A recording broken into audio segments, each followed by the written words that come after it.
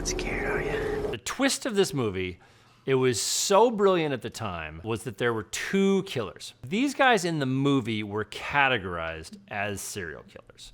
And I want to know if that's accurate, because we talk a lot about psychopaths, sociopaths, serial killers, and spree killers. I don't know why I couldn't do a fourth there. I started off with a thumb, but it's okay. It's those four things we talk about a lot. So where do these guys fall between the four?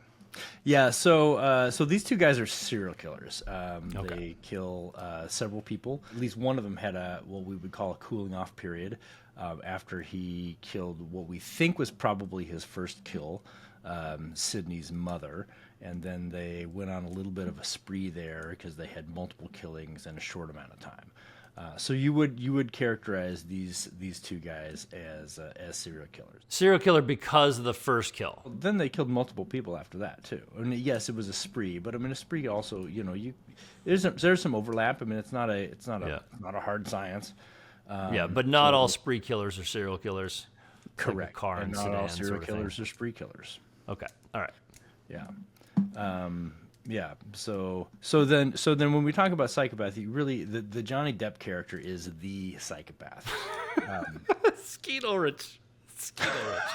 Not Johnny Depp. Did I say You did say Johnny Depp. The Johnny Depp light character was pretty clearly a psychopath. And psychopathy is on a spectrum with antisocial personality disorder as the firm diagnosis that we give. But psychopathy is an extreme form of disordered personality characterized by, first and foremost, a lack of empathy, remorse, and conscience.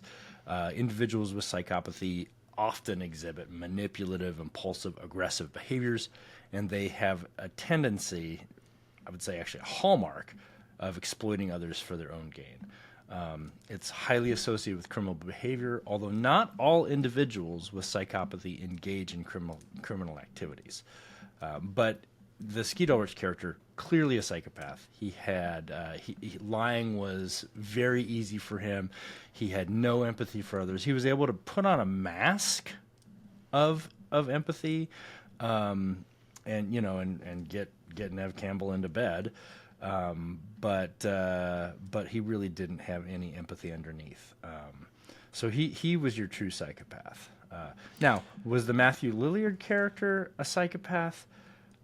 Probably. He seemed to be kind of the beta of the duo here. What's your motive? Billy's got one. The police are on their way. What are you going to tell them?